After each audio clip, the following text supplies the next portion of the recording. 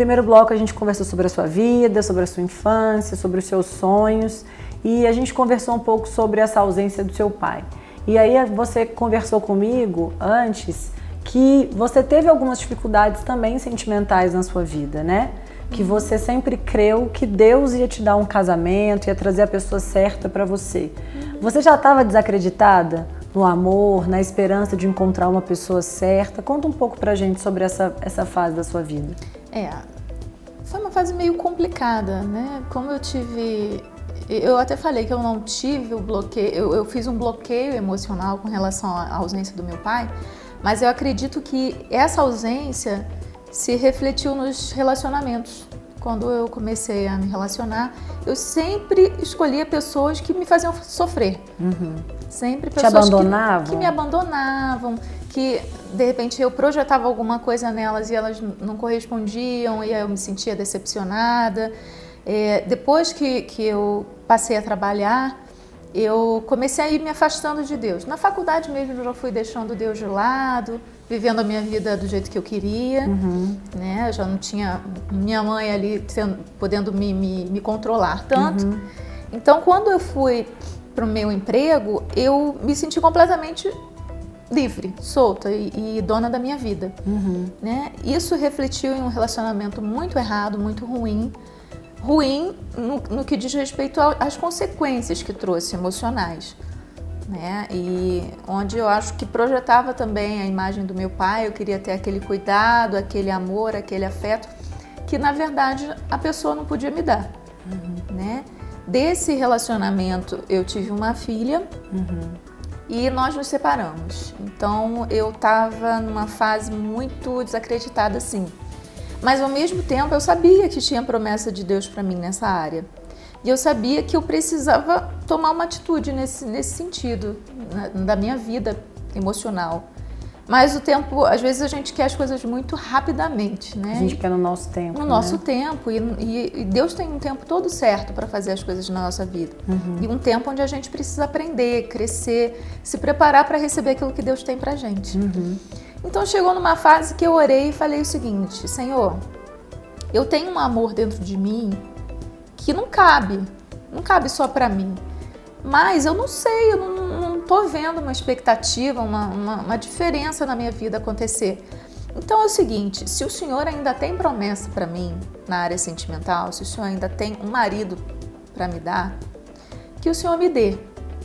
Mas se não é mais do teu plano que eu me case, então que o Senhor me ajude a depositar todo esse amor para as outras pessoas que estão ao meu redor. Porque todo esse amor guardado está me fazendo mal. E aí eu entreguei na mão de Deus. Não muito tempo depois, eu ganhei um grande presente, que foi o meu esposo. E eu contei toda a minha história para ele e esperava que ele, não quero casar com você e tudo mais. Ele falou assim, não, você é a mulher que Deus tem para mim. E aí, em pouco tempo, nós namoramos, preparamos o nosso casamento, nos casamos. E desse amor a gente tem uma filhinha hoje, né? Com 1 ano e 2 meses. E quando você estava me falando sobre a questão desse depósito, talvez dessa expectativa, dessa ausência do seu pai, eu acho que isso é muito importante. Todas as mulheres que estão nos assistindo hoje, os homens também. Existe uma grande expectativa nossa em relação ao outro, de ser alguém que nós às vezes queremos na verdade, de ser alguém que nós não tivemos. Então, talvez eu não tenha tido um pai, então eu espero que meu marido me cuide de mim como um pai. Exato. E aí, às vezes, aquele cuidado que ele tem para comigo, ou o namorado, não é 100% da maneira que eu esperava. Ele até cuida de você, mas não daquela maneira que você tem essa expectativa, porque você quer que ele cuide de você como um pai cuida de uma filha. E na verdade, não é para ser. Pai cuida de filha e marido cuida de esposa de uma maneira diferente, né? É completamente diferente. Talvez um marido espere da esposa uma mãe que cuide, que tenha aquela pessoa que vai trazer ele para as responsabilidades diárias. Exato. Enfim, e aí isso não dá certo. Isso acaba trazendo conflitos, problemas, infelicidade no casamento. E eu tenho certeza que para que a gente tenha um casamento pleno, Deus faz as coisas certas, né? Deus trouxe um marido com as atribuições de um marido, a esposa com as atribuições de uma esposa. E essa ausência, muitas vezes, que as crianças, como você teve, ou milhares de famílias tiveram essa ausência de um pai ou de uma mãe, que hoje, nessa realidade que nós vivemos hoje, também acontece muito essa ausência, é algo que a gente tem que se pensar o seguinte: nós devemos suprir da maneira que a gente pode também, porque o mundo também não é perfeito. Sua mãe também não teve culpa de que o casamento não deu certo, Claro, né? claro. E aí, E foi a enfim, melhor mãe que podia ser. exatamente, ela fez o pela melhor gente, papel que ela com pôde. certeza. Claro que o ideal é que tenha assim, um pai e uma mãe, sim, mas se também não tem, a gente também não pode ficar frustrado e chorando todos os dias por conta disso, né? E aí, como você falou, aí você também não desacreditou da vida. E eu acho que é bonito quando você fala assim: eu coloquei nas mãos de Deus. E quando realmente a gente coloca de verdade, porque muitas vezes a gente fala que coloca, mas de fato não descansa. Então, na hora que você realmente fala: Deus, tá aqui, eu não tenho mais expectativa nenhuma, né? Ou faça ou tire do meu coração esse sentimento, parece que as coisas elas realmente acontecem. Com certeza. E hoje você é mãe de mais uma criança, né? Isso. Como é o nome dela? É Isabel e Clarice. Isabel e Clarice. Como aconteceu Brasília na sua vida? Você veio para Brasília depois de casada? Já depois de casada.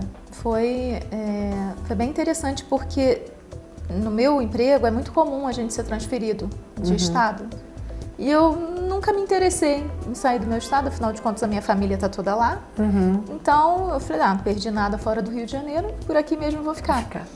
Mas nós estávamos no início de casamento e se tem uma coisa que pode atrapalhar no início de casamento é família muito próxima. Porque eu acho que é um momento em que o casal tem que amadurecer. Tem que se ajustar, tem que né? se ajustar. Então, quando surgiu a oportunidade de vir para Brasília, eu sentei com ele e eu falei: olha, tem uma oportunidade da gente ir para Brasília. Eu acho que pode ser muito bom pra gente crescer e pra gente aprender a ser casal. O que você acha?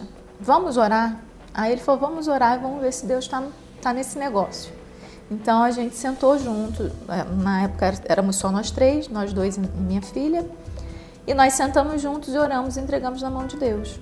E a gente sentiu aquela paz que quando o Espírito Santo tá... Você sabe, né? Você sente aquela tranquilidade, né? Exatamente. Senão, as coisas de Deus não trazem confusão.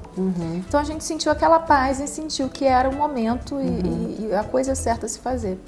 Então a gente veio para cá. Foi isso em 2012. Foi em janeiro de 2012 que nós viemos para cá. Em 2 anos. 2 anos. E aí a gente tomou essa decisão de mudar radicalmente a nossa vida.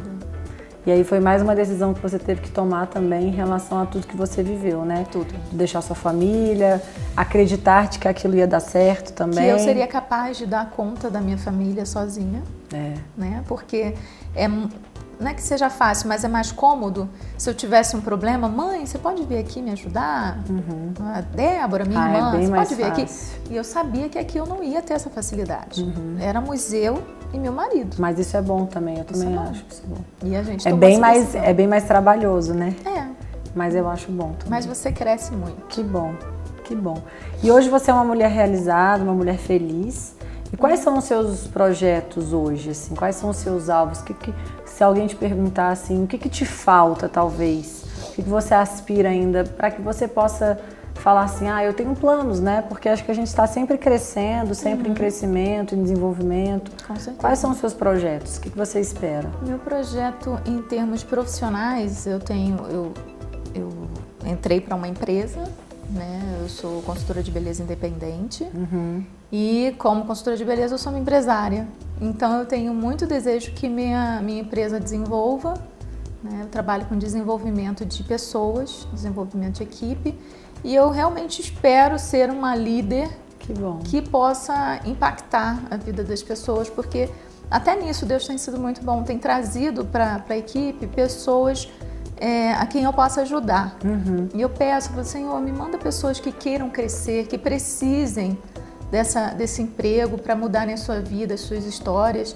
Eu tenho pessoas na minha equipe que são mães de família, mães com 3 filhos. Nossa. E elas enxergaram uma oportunidade de vida. Falaram, nossa, eu vou ser uma empresária, Você foi um exemplo para elas, Isso, né? E aí, quando fala assim, eu não tenho tempo, eu falei, nossa, eu também não tenho tempo, eu tenho 2 filhas, eu tenho marido, eu tenho um outro emprego e tal. E você vai criando essa empatia com as pessoas. Legal. E não é uma coisa fria, porque desenvolver pessoas, você passa a conhecer aquelas pessoas, então você já conhece a história de vida delas, daqui a pouco você já é uma psicóloga, você é uma mãe. Um ouvinte. Né? Então, meu projeto de vida é que minha equipe desenvolva e a minha carreira também nessa outra empresa Que bom. decole. Com certeza. Determinada e com a certeza de que vai dar certo, tenho certeza que você vai chegar lá. E eu queria que você deixasse uma mensagem para quem está nos assistindo hoje, que talvez ela olhasse, né, olhou, escutou a sua história e falou, nossa, tem uma história parecida, e não teve a coragem que você teve, talvez, de acreditar no sonho, talvez o que as pessoas falaram para ela acabou acreditando e aquilo a fez desacreditar no potencial que ela tem, que eu acredito muito no potencial que cada um de nós temos, né? Se Deus colocou um desejo dentro do nosso coração, eu falo que aquele desejo não está ali à toa, né? Então, se você buscar, você vai encontrar uma maneira de realizá-lo. Mesmo que seja difícil, nada na vida é fácil, tudo vem com dificuldade, mas é para aprendizado, né? Para crescimento. Eu falo que Deus, ele não realmente, é que quando a gente fala em palavras, a gente escuta, você não carrega, né, uma dificuldade, você não carrega nada que você não possa suportar. E na verdade isso é muito certo, você realmente não carrega nenhuma dor, nenhuma dificuldade que Deus não te deu capacidade para resolver aquele conflito. Quando você acha que já não tem mais forças, você descobre uma força que você não sabia que tinha. E aí tinha. você se conhece mais e você consegue enxergar mais de você, né? Consegue enxergar mais a quem você é de verdade. Eu queria que você deixasse uma mensagem hoje para essas pessoas que estão te ouvindo. O que você poderia falar para elas? O que eu gostaria de falar para essas pessoas é você que tem um sonho, aquilo que você mesma falou. Quando Deus planta um sonho no nosso coração, não é à toa. Agora, como uma sementinha, a gente tem que regar, a gente tem que cuidar, porque senão aquele sonho morre. Mas depende de você fazer esse sonho dar certo, esse sonho brotar. Você precisa acreditar em quem você é, acreditar no que Deus colocou no seu coração, ter uma meta, um foco definido, porque se você tiver algo fechado na sua cabeça, é isso que eu quero, você vai criar estratégias para conseguir atingir esse objetivo.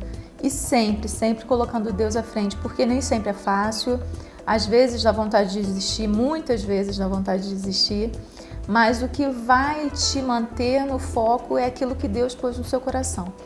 Então, é manter a fé, manter o foco e trabalhar em prol daquilo que você determinou, né? E Deus é capaz de trazer à existência aquilo que não existe. Então, embora pareça impossível, você coloque na mão do Senhor e Ele vai fazer acontecer. Gente, muito obrigada, Dani. Eu acho que sua vida é realmente um exemplo de vida, um exemplo de motivação para as pessoas que estão em casa, que realmente podem ver pessoas comuns no dia a dia, né, normais, que passam por suas dificuldades e também conseguem realizar os seus sonhos. Não são só os famosos, não são só, né, os grandes nomes que realmente alcançam aquilo que eles sonharam e que realmente querem. Então, eu queria muito agradecer a sua presença.